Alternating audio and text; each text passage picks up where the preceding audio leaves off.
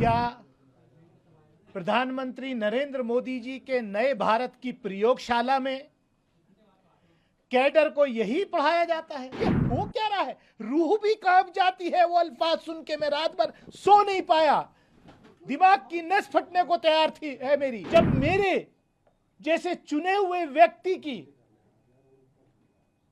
स्थिति आज इस देश में यह है, तो एक आम आदमी की स्थिति क्या होगी? इस सदन को भी छोड़ने पर विचार कर रहा हूं, क्योंकि यह एक सभ्य समाज में बर्दाश्त नहीं किया जा सकता। सुबह से इंतजार कर रहा था आदरणीय लोकसभा स्पीकर साहब से मिलने के लिए। अनफॉर्चुनेटली वो उपलब्ध नहीं हुए हाउस में। मैं पार्लियामेंट से अभी उनके ऑफिस में अपना खत रिसीव करा करके आ रहा हूं, और मुझे उम्मीद ही नहीं, पूरा यकीन है कि आदरणीय लोकसभा स्पीकर कल की घटना का संज्ञान लेते हुए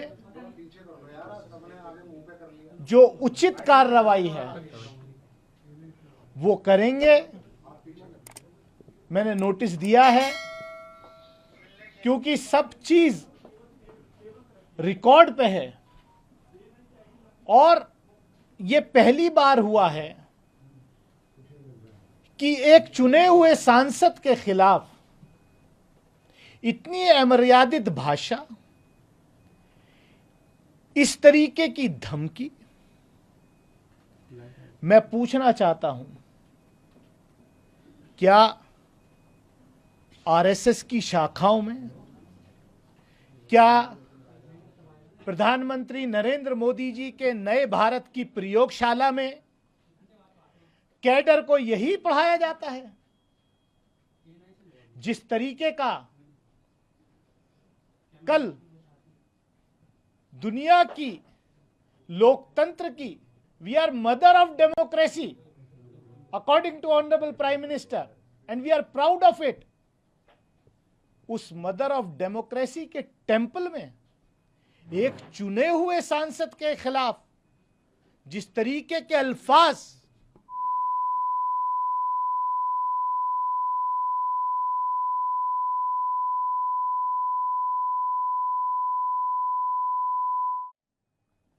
ये हो क्या रहा है? रूह भी कांप जाती है वो अल्फाज सुन के। मैं रात भर सो नहीं पाया, दिमाग की नस फटने को तैयार थी है मेरी। मैं इंतजार कर रहा हूं कि मैं करूं तो करूं क्या, जब मेरे जैसे चुने हुए व्यक्ति की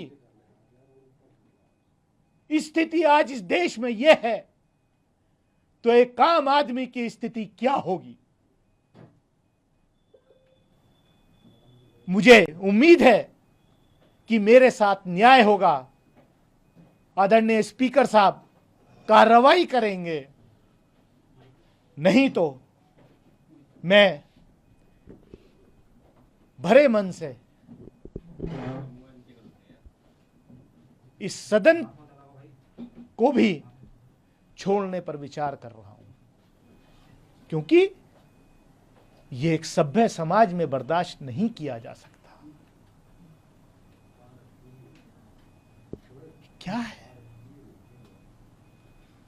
क्या हम इसलिए चुन के आते हैं? क्या देश को आजादी इसलिए दिलाई गई थी?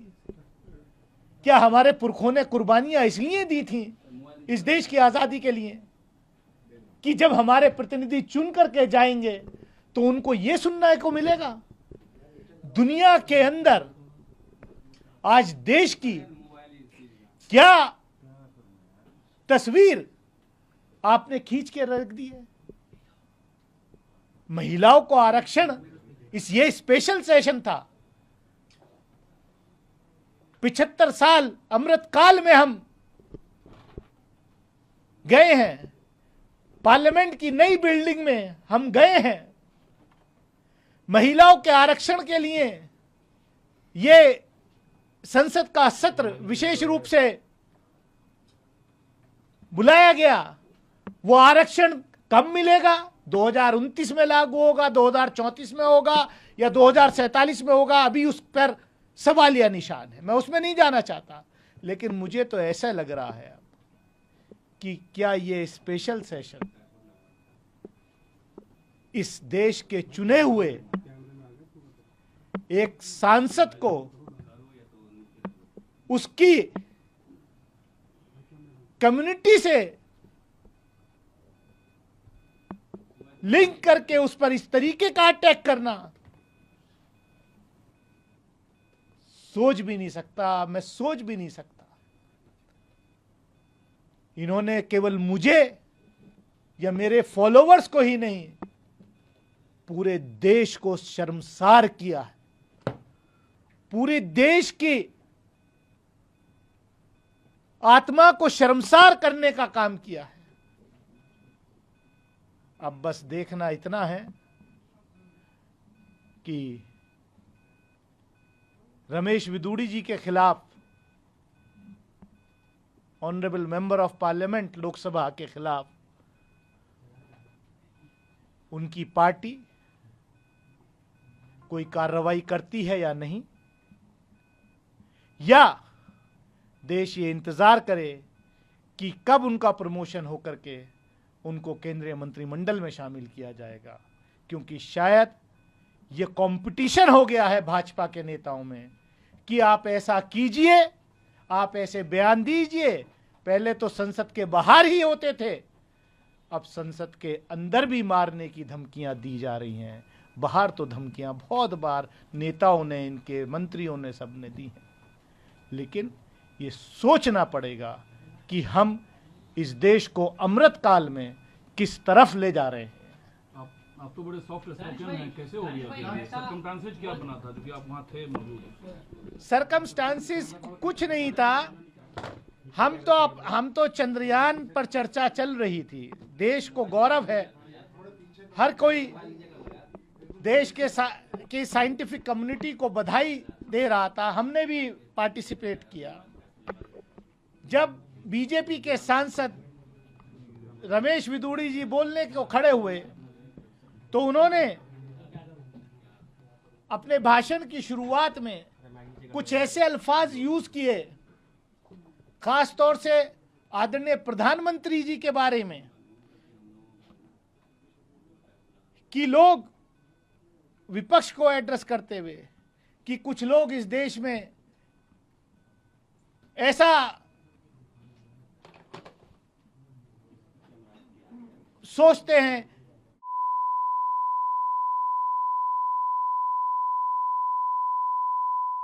मतलब मैं वो अल्फाज यूज नहीं कर सकता कि ये हमारे देश के आदरणीय प्रधानमंत्री को उस रेफरेंस में वो वीडियो है, मैं अपने मुंह से नहीं कहना चाह रहा, वो उस वीडियो को देखिए। मैंने जो ऑब्जेक्ट किया, मैंने क्या कि आप देश के चुने हुए प्रधानमंत्री जी के बारे में को इस रेफरेंस में नहीं एड्रेस कर सकते, ये अनपार्लियामेंट्री शब्द है। उस पे वो रिएक्ट करके जो भाषण है वो सबके सामने है, क्योंकि सब चीज रिकॉर्ड पे है। किन किन नेताओं ने आपको अब तक कॉल किया, खासकर इंडिया अलायंस की तरफ से, क्योंकि यूनिवर्सली लोग इस कंडेम कर रहे हैं स्टेटमेंट का? कौन कंडेम कर रहा है वो वीडियो में भी दिखाई दे रहा है कि नरेंद्र मोदी जी के सरकार के 2 पूर्व कैबिनेट कुलीग्स उनके पीछे बैठे हुए हैं और वो हंस रहे हैं ठहाका मार के। जो बहुत अच्छी तरीके से हर्षवर्धन जी दिखाई दे रहे हैं, रविशंकर प्रसाद जी उसमें दिखाई दे रहे हैं खिलखिलाते हुए। नहीं मतलब ये दानिश अली के बारे में जो हो रहा है वो कोई, वहां एक मेंबर ऑफ पार्लियामेंट की हैसियत से हूं मैं, वहां किसी पार्टी के या उसका नहीं, ये सदन की मर्यादा का उल्लंघन है। और बीजेपी के सांसद वरिष्ठ नेता बैठ के पीछे पेट थपथपा रहे हैं कि बहुत अच्छा तुम बोल रहे हो। रक्षा मंत्री ने इस पे खेद जताया है और इसलिए माफी मांगी, उस पे आप संतुष्ट हैं? उन्होंने सब वार्निंग दी, आपको लगता है वार्निंग काफी है केवल? रक्षा मंत्री जी ने जब हम वहां प्रोटेस्ट करते रहे तब रक्षा मंत्री जी उठे और उन्होंने कहा कि मैंने सुना नहीं है, लेकिन अगर कुछ ऐसा कहा है जिससे हमारे विपक्ष के सांसद को ठेस पहुंची है तो मैं खेद व्यक्त करता हूं। सुना नहीं, रिकॉर्ड पे है, अगर कहा है, क्या है ये? आप विपक्ष के नेता को, लोकसभा में विपक्ष के नेता को यही सरकार मोशन मूव करके जो है सस्पेंड करा देती है। खाली कंपेयर का एक किसी को कंपेयर करने के लिए प्रधानमंत्री जी को किसी भगोड़े के रेफरेंस किया। अभी भी दूसरे हाउस में 2 मेंबर सस्पेंड हैं।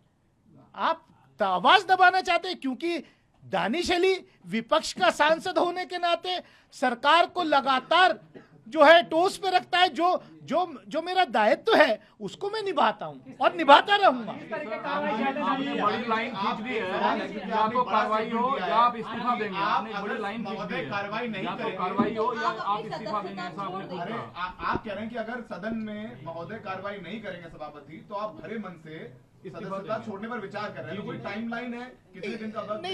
नहीं, मैं ऐसे मतलब अगर मेरे राइट्स वहां प्रोटेक्ट नहीं होंगे, जो आजादी मिली हमें, जो बाबा साहब डॉक्टर भीमराव अंबेडकर उनके साथियों ने जो संविधान लिखा, अगर उसके तहत चुन के जाने वाले प्रतिनिधियों के साथ सत्ता पक्ष ये करेगा, सत्ता पक्ष का सांसद ये करेगा, तो मेरे पास उस सदन को छोड़ने के अलावा और कुछ नहीं है। क्योंकि मैं क्या क्या छोड़ूं?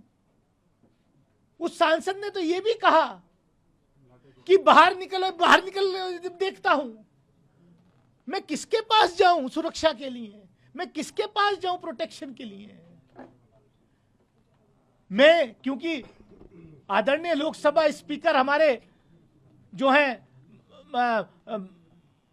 गाइड हैं, हमें वो प्रोटेक्ट करते हैं। हमें पूरी आशा है, पूरी उम्मीद है कि वो हमारे अख्तियारातों को जो हमारे उनको वो जो है बचाएंगे, वरना कैसे चलेगा? मामला सिर्फ आपका नहीं है, बहन जी से बात हुई आपकी, मायावती जी से बात हुई। खबर आ रही है कि स्पीकर कह रहे हैं कि उन्होंने वार्निंग दी है। कहा जा रहा है कि रमेश बिधूड़ी को इस मामले में वार्निंग देके छोड़ा गया है कि अगर आगे ऐसा करते हैं तो कार्रवाई होगी। क्या आश्वासन? मुझे कमेंट से वो स्पंज करने के लिए कहा।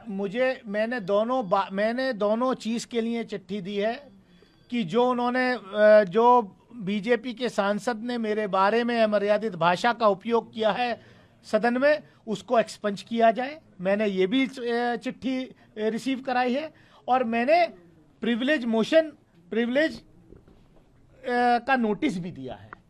अब ये आदरणीय स्पीकर साहब का प्रोरोगेटिव है कि वो क्या कार्रवाई करते हैं।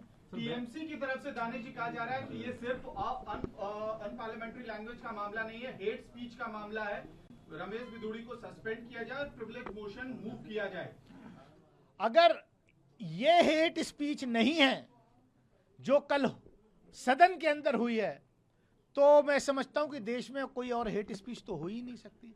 जब भाजपा के नेता सांसद लोकसभा के अंदर, पार्लियामेंट के अंदर ऐसी हेट स्पीचेस कर सकते हैं, तो ग्राउंड पे तो क्या हाल होता होगा, ये पूरा देश और दुनिया देख रहा है।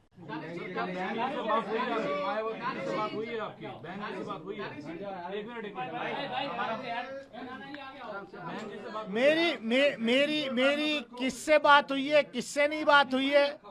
मेरा मोबाइल मैं किसी से भी बात करने से पहले मैं हमारे जो संरक्षक हैं लोकसभा के स्पीकर, मैं उनसे मिलना चाहता था, उनके पास गया था, लेकिन अनफॉर्चुनेटली